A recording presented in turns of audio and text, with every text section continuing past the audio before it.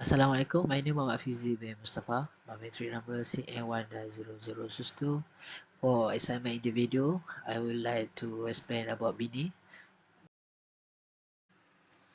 Bini, a knickcap originally of wood, thrown now often of synthetic fiber, is designed to provide warmth in cold weather. Typically, the knickcap is of simple, temporary construction through many variant uses. Process how to knit a Bini. Checking gauge is really important, and I'm going to get into how important it is, but first I'll get down to the nitty-gritty of how to work it. I have this swatch knit here, and we're going to count the stitches per inch so that we know if we're getting gauge for the pattern that we want to knit. Each stitch you'll see here in stockinette stitch is a V, and most patterns call for gauge to be checked in stockinette stitch like this, which in this case was knit a row, purl a row, knit a row, purl a row. So I'm going to go ahead and put my needle in, put just a straight needle in between two stitches, like that. And then I'm going to take a ruler and measure out 4 inches. I'll put the needle in at that spot. Let me double check. Yeah, that looks good. And then I'll count the number of stitches between the two needles to know how many stitches I'm getting over 4 inches. Some patterns will give you the measurement for stitches per inch. Most patterns will tell you how many stitches you need over 4 inches. And to check row gauge, you do pretty much the same thing. You put your needle in between two stitches, measure out 4 inches, put your needle in and count the stitches between. Now, row gauge isn't really that important because most patterns won't tell you to, for example, knit for 8 rows. The pattern will tell you instead to knit for 3 inches. So it is important in some patterns, but stitch gauge is going to be a lot more important. Now, the last thing you want to do when you are checking gauge is that you want to wash and block your swatch.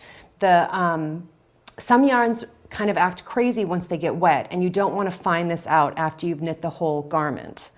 And so you're going to wash and block the swatch. You want to read what the pattern says for the number of stitches per inch that you're getting, measure like I have here. And the reason this is important is if you're making a garment, a hat, a sweater, something like that, socks, you want to get the right number of stitches per inch so that your garment fits like the designers did.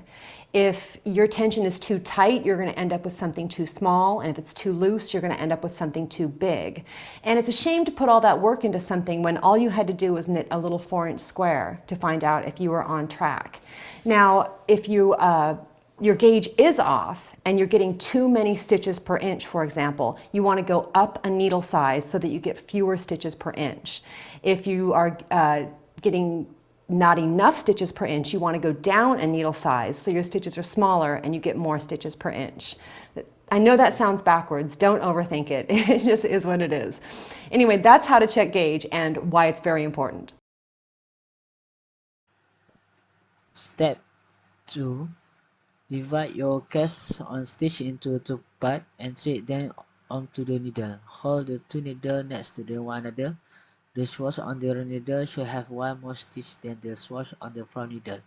Guide the yarn out through the middle between the 2 needles and hold it out with your finger. Step 3. Knitting in the round. Now you can begin circular knitting. Firstly, transfer the swatch with the extra stitch on the rear needle to the front needle. Lay the working yarn over the front needle in order to create per stitch. 2. Connect the beginning and the end of the swatch. Pull the rear needle out the front and press it between the first 2 stitches of the front needle. Step 4. Knit the ring of the head. First, purl 1 complete row. When you come to the end of needle, turn the swatch around and thread onto the front needle. Use the rear needle to pull the second side. Knit the second row. Purl the third and final row. Step 5. Knit the body of the head. After you finish knitting the ring, you can begin to knit the main body of the head. For this, you will use only the knit stitch. As you knit the first third row, slow ease the tension on the working yarn in order to create a gradual transition from the ring to the main body. After the 3 initial row, continue the knit while keeping only slight tension on the working yarn. This will create soft and relaxed lock when your beanie is finished. Step 6. Closing the head. In the first closing row, always knit the first and second stitch together. Begin by knitting 2 normal stitches, then knit the 2 stitches together and 2 more normal stitches. Repeat this pattern until you come to the end of the row. The next row is breaking row, in which you will stitch all normal knit stitches. In the second closing row and the last row overall, knit every other 2 stitches together and finish with 1 normal stitch. In our case, there will 16 stitches on the needle. Step 7. Finish your beanie.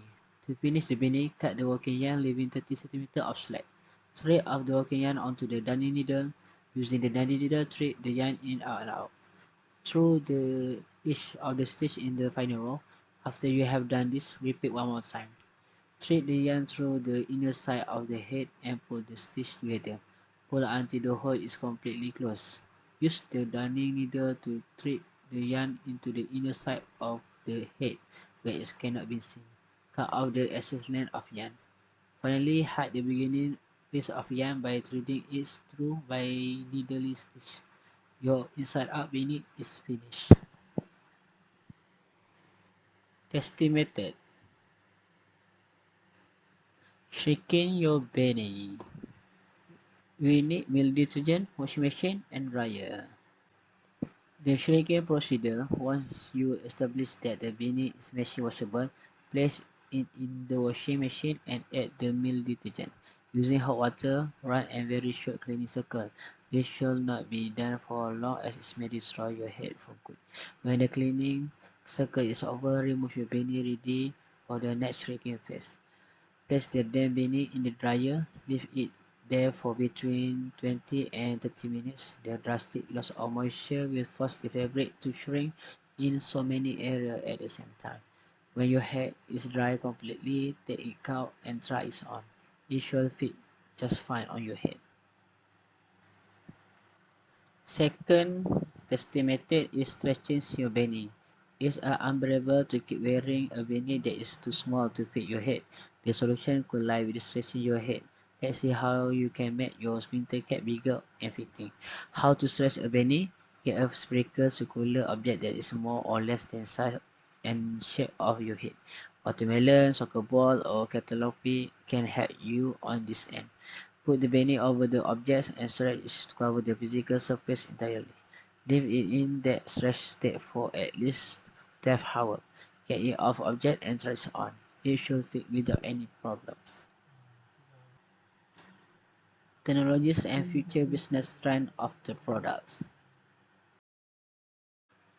Firstly is our product design. AI become the design partner. By this technology, the design will become more faster and easily to be made. In 2018, Tom Hilfiger announced a partnership with IBM and the Fashion Institute of Technology. The project, known as Reimages Retail, used IBM AI tools to decipher real-time fashion industry trend, customer sentiment around non-individual product, and run and mesh, resurfacing theme in trendings, patterns, silhouettes, colors, and style. Knowledge from the AI system was then served back to human design, who could use it to make informed design decisions for the next collection. Second is invention and distribution. Techs make inventory in the fashion industry more transparent and traceable. Brands are increasingly deploying a combination of sensors, scanner, and cloud-based software to monitor and maintain inventory. Radio frequency identification technology (RFID tagging) is one approach led to see widespread adoption. Lastly is a novel fabric. Novel fabrics made of the next gen material may also find commercial adoption in the future of fashion. Athlete Tom Brady apparently sleep in pajamas with bioceramic prints that combine with body heat to produce far infrared radiation (FIR), which is meant to reduce inflammation, improve circulation, and help the body recover faster. Fashions that change color may be coming too, while hypercolor color shifting t-shirt and mood ring has a moment in the 90s era. The latest iterations are far more sophisticated. That's all from me. Thank you for watching.